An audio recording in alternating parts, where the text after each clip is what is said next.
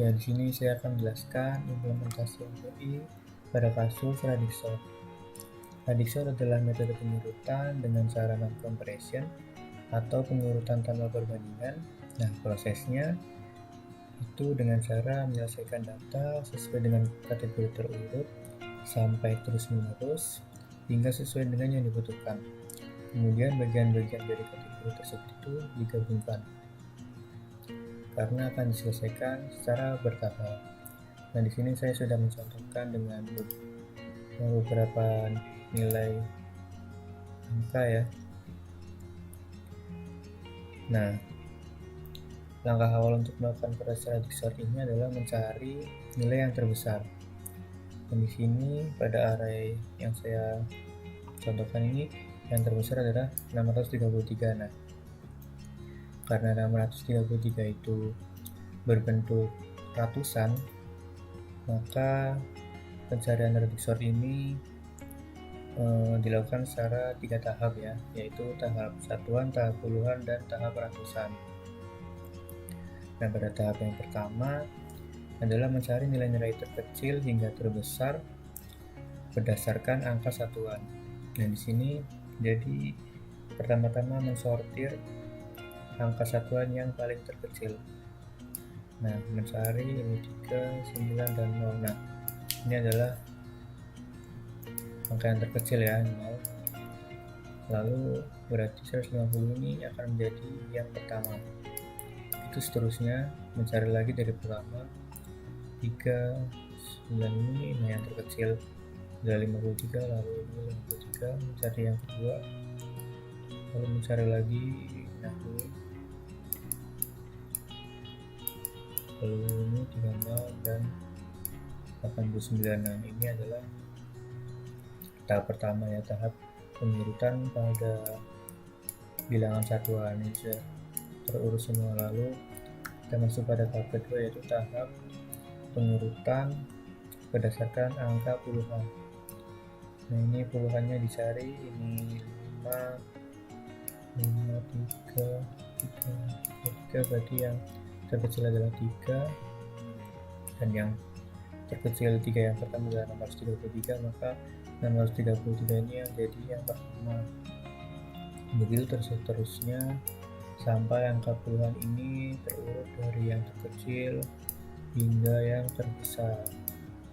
Nah, selesai tahap yang puluhan, lalu kita berlanjut ke tahap yang ratusan. Di sini, nah ini kan ratusan, angkanya ini ada yang puluhan ini ya. Nah, di sini dimisalkan atau di inisialisasi 0 ya, jadi biar bilangannya itu semua ratusan. Nah, di sini kan karena ratusannya, karena ini puluhan ya, ratusannya itu 0, maka ini otomatis akan yang menjadi yang pertama. Lalu 36 ini yang pertama, lalu begitu terusnya ini, lalu ini 89, dan begitu juga seterusnya. Ini dan yang terakhir. Nah, jadi seperti itu radix sort ini sudah terurut dari yang terkecil sampai yang terbesar melalui 3 tahapan, yaitu ratusan sampai yang puluhan. Nah, di sini saya akan menjelaskan tentang MPI. Pada kasus radix sort, proses MPI awalnya dikerjakan melalui MPI underscore scatter, yang dimana MPI underscore scatter adalah mendefinisikan sebuah fungsi untuk memecah data menjadi sejumlah segmen. Masing-masing pemproses mendapat besar data yang sama. Operasi scatter data biasanya akan diolah setelah dibagikan ke proses-proses yang ada. Selanjutnya, data yang telah diolah akan dikumpulkan kembali. Kemudian core processor menjalankannya. Fungsi dalam radix sort setelah selesai MPI akan menjalankan MPI underscore getter. Nah, kemudian parameter yang digunakan oleh fungsi ini adalah sama dengan MPI sebelumnya, yaitu MPI scatter. Kemudian dengan arah pengiriman yang terbalik.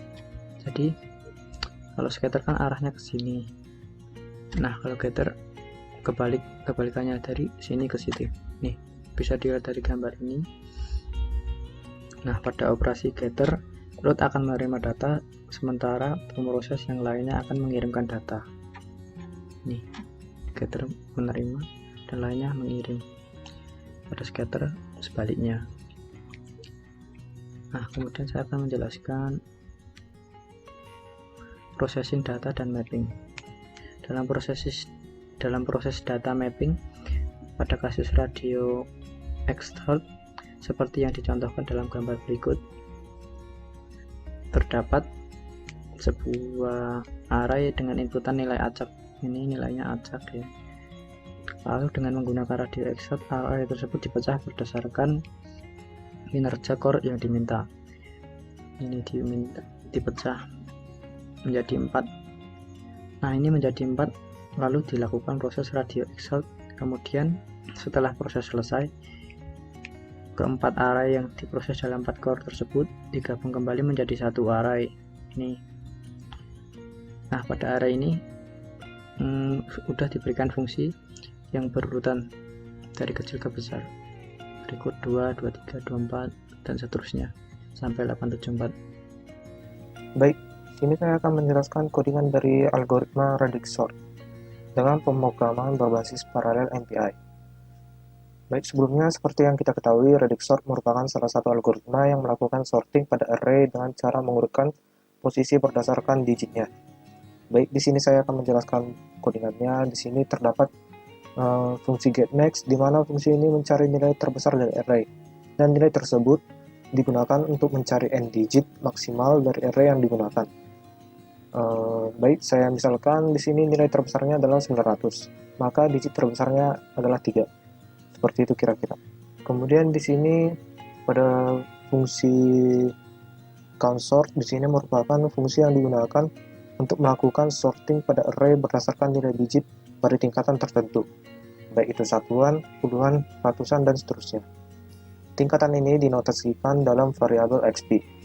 Fungsi ini terdiri dari beberapa bagian, diantaranya yaitu counting, arranging, konstruksi array, dan print array. Kemudian selanjutnya di sini ada fungsi radix sort. Di sini merupakan fungsi utama dalam algoritma ini. Fungsi ini mengkombinasikan potongan-potongan program sebelumnya, yaitu getMax dan count_sort, yang kemudian nanti disimpan nilainya dan diolah untuk menyusun array terurut berdasarkan algoritma radix sort. Banyaknya programan atau loopingan pada program ini didasarkan pada besaran digit pada array terbesar. Jika elemen tertinggi array terdiri dari 3 digit, maka looping pada program akan dilakukan sebanyak 3 kali. Selanjutnya di sini terdapat fungsi print, di sini dengan parameter integer array dan n. Integer array di sini merupakan array yang akan ditampilkan, sedangkan integer n merupakan panjang dari array tersebut. Selanjutnya pada driver main di sini kita melihat di sini kita mendeklarasikan variabel word rank dan word size. Kemudian di sini kita menginisialisasikan MPI dengan cara memanggil fungsi MPI init. Selanjutnya kita memanggil fungsi MPI comRank, di mana fungsi ini kita akan mendapatkan rank atau ID prosesor yang terlibat dalam satu komunikator. Rank atau ID ini akan disimpan dalam variabel word rank. Selanjutnya di sini pada MPI comSize, di mana fungsinya untuk mendapatkan jumlah prosesor yang terlibat dalam satu komunikator. Hasil dari fungsi MPI comSize ini akan disimpan pada variabel word size. Kemudian di sini kita menginisialisasikan nilai array-nya, dan di sini kita mengalokasikan memorinya untuk array. Selanjutnya di sini kita membagi array dengan ukuran yang sama. Kemudian di sini kita mengalokasikan memori untuk subarray tersebut. Selanjutnya di sini kita memanggil MPI_scatter untuk mendistribusikan data ke setiap proses. Selanjutnya di sini kita menampilkan tiap prosesnya dengan memanggil fungsi print, subarray, dan size. Selanjutnya di sini kita menggabungkan sort untuk subarray-nya, dan di sini kita melakukan looping dan menampilkan hasil radix sort dari setiap proses yang tadi. Dan terakhir, di sini MPI underscore finalize untuk mengakhiri prosesnya dan return. Ya, selanjutnya adalah proses running program Radixsort. Nah, di sini tampak ya, sini bukan shortcore berhasil ya, bisa tersortir dengan benar. Nah, untuk yang 2 core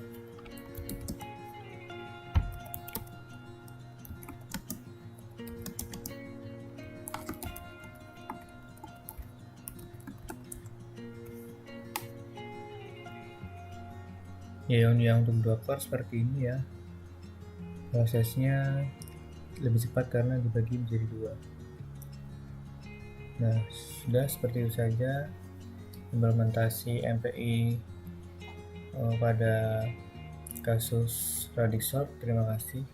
Assalamualaikum warahmatullahi wabarakatuh.